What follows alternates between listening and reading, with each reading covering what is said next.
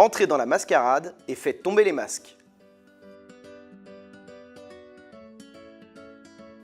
La boîte de jeu contient 13 cartes personnages, une carte personnage vierge pour personnaliser votre jeu, 14 marqueurs personnages dont un vierge, un plateau tribunal, des pièces de valeur 1, 5 et 10, 5 aides de jeu et un livret de règles. Incarnez jusqu'à 13 personnages différents et tentez de devenir le plus riche. Le jeu exige des manipulations secrètes de cartes, aussi installez-vous autour d'une table opaque. Chacun des joueurs reçoit 6 pièces et les place devant lui. Tout au long de la partie, la fortune des joueurs doit rester bien visible de tous. Placez le restant des pièces au centre de la table pour constituer la banque. Placez le tribunal au centre de la table à une certaine distance de la banque. De 6 à 13 joueurs, prenez autant de cartes personnages qu'il y a de joueurs. Les cartes non utilisées sont rangées dans la boîte. Pour vos premières parties, nous vous conseillons d'utiliser la répartition des personnages proposée dans le tableau en page 3 du livret des règles. Prenez les marqueurs personnages correspondant aux cartes choisies. Placez-les autour du tribunal.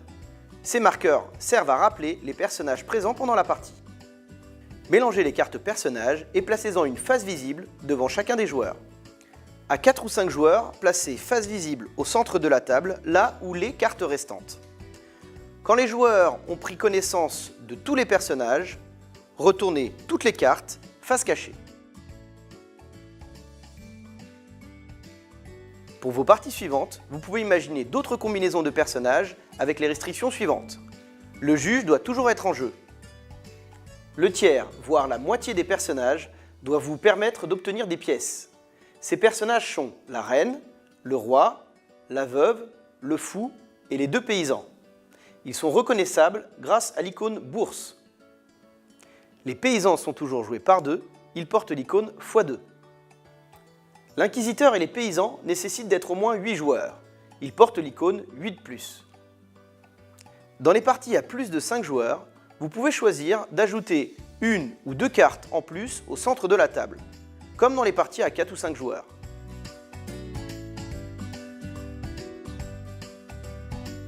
Le plus jeune joueur est déclaré premier joueur, puis chacun jouera à son tour dans le sens des aiguilles d'une montre. Les 4 premiers tours de jeu sont des tours préparatoires. Ainsi, le premier joueur et les 3 suivants doivent obligatoirement choisir l'action échanger ou pas sa carte personnage. À partir du 5e tour, effectuez une seule action parmi les 3 possibles.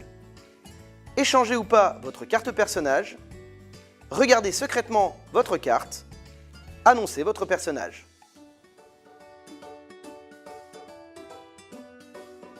Cette action vous permet d'échanger secrètement votre carte avec celle d'un autre joueur. Procédez comme suit. Prenez sans la consulter votre carte personnage dans une main. Avec l'autre main, prenez sans la consulter celle d'un autre joueur ou l'une des cartes au centre de la table.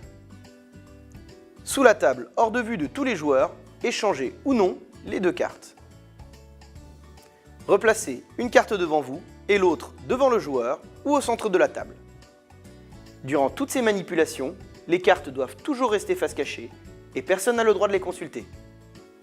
Si lors de cette action, vous perdez le fil, tant pis pour vous. Consultez secrètement votre carte personnage et replacez-la face cachée devant vous. Si au cours de la partie, vous regardez par mégarde votre carte personnage, lors de votre prochain tour de jeu, vous devez obligatoirement choisir l'action « Regardez sa carte ». Cette action est la plus importante, elle permet d'activer les pouvoirs des personnages.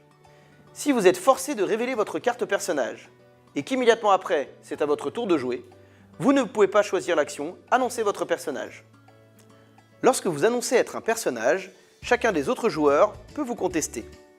En commençant par le joueur à votre gauche, faites un tour de table où chacun peut prétendre être le personnage annoncé. Si personne ne vous conteste, appliquez immédiatement votre pouvoir sans révéler votre carte. Il est donc possible d'appliquer le pouvoir de n'importe quel personnage en jeu, et ce, même sans savoir qui l'on joue. Si un ou plusieurs joueurs vous contestent, vous et les joueurs impliqués doivent retourner leur carte. Si l'un des joueurs concernés est effectivement le personnage annoncé, il applique immédiatement son pouvoir. Il est donc possible d'effectuer un pouvoir en dehors de son tour. Enfin, tous les joueurs qui ont prétendu à tort être le personnage annoncé payent une amende d'1 pièce au tribunal. Ah pardon, c'est dans l'ordre du tour, non? Moi je conteste. Ah bien joué. Non, moi je suis l'évêque.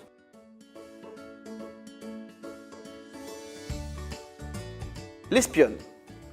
Regardez secrètement votre carte personnage et celle d'un autre joueur ou du centre de la table. Puis, échangez ou pas ces 2 cartes sous la table. L'évêque. Prenez 2 pièces au plus riche des autres joueurs. En cas d'égalité, choisissez celui que vous voulez. Le fou. Recevez 1 pièce de la banque et échangez ou pas les cartes de 2 autres joueurs sous la table. L'inquisiteur. Désignez un autre joueur. Il doit vous révéler le personnage qu'il pense jouer. Retournez sa carte. S'il se trompe, il doit immédiatement vous donner 4 pièces. Sinon, rien ne se passe. Si le joueur a moins de 4 pièces, il vous donne toute sa fortune et la partie prend fin immédiatement. Le juge. Prenez toutes les pièces se trouvant sur le tribunal. Rappelez-vous que l'amende est payée par les autres joueurs après l'application du pouvoir du juge. Le paysan. Recevez 1 pièce de la banque. Toutefois, si les 2 paysans se sont révélés dans le même tour, chacun reçoit 2 pièces de la banque. La reine. Recevez 2 pièces de la banque. Le roi. Recevez 3 pièces de la banque. La sorcière. Vous pouvez échanger votre fortune avec celle du joueur de votre choix. Rappelez-vous que l'amende est payée après l'application du pouvoir de la sorcière. Le tricheur. Si vous possédez 10 pièces ou plus, vous remportez immédiatement la partie. La veuve. Recevez des pièces de la banque jusqu'à en avoir 10. Si vous en avez déjà 10 ou plus, rien ne se passe. Le voleur. Prenez 1 pièce à chacun de vos voisins. La partie se termine dans les 2 cas suivants. Dès qu'un joueur possède devant lui 13 pièces ou plus, il remporte immédiatement la partie. Dès qu'un joueur perd sa dernière pièce, le plus riche remporte la partie. Les joueurs ex aequo se partagent la victoire. À 3 joueurs, utilisez les 6 personnages suivants. L'évêque, le fou, le juge, le roi, la reine et la sorcière. Chacun prend 6 pièces et reçoit 2 personnages qu'il place devant lui, l'un pour la main gauche, l'autre pour la main droite. Comme dans une partie classique, les 4 premiers tours de jeu sont limités à l'action « Échanger ou pas sa carte ». À partir du 5e tour de jeu, vous pouvez effectuer l'une des 3 actions suivantes. Échanger ou pas sous la table l'une de vos 2 cartes avec celle d'un adversaire ou votre autre carte. Regardez secrètement l'une de vos 2 cartes. Ou enfin, posez la main sur l'une de vos cartes en annonçant un personnage pour tenter d'effectuer son pouvoir. Si un adversaire conteste votre annonce, il indique clairement avec quel personnage il le fait en posant la main sur l'une de ces 2 cartes. Les autres règles de jeu s'appliquent normalement. À 2 joueurs, utilisez également les 6 personnages suivants.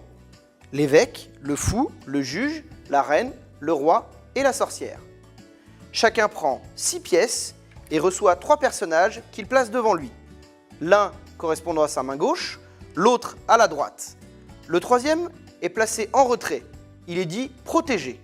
Comme dans une partie classique, les 4 premiers tours de jeu sont limités à l'action échanger ou pas sa carte. À partir du 5e tour de jeu, vous pouvez effectuer l'une des 3 actions habituelles avec les particularités suivantes. Vous pouvez échanger ou pas vos 3 cartes entre elles. Vous ne pouvez jamais manipuler la carte protégée de votre adversaire. Vous ne pouvez pas annoncer votre carte protégée. Vous pouvez contester le personnage annoncé par votre adversaire avec votre carte protégée. Si votre adversaire conteste votre annonce, il indique clairement avec quel personnage il le fait en posant la main sur l'une de ces 3 cartes. Les autres règles du jeu s'appliquent normalement. Et maintenant, à vous de jouer!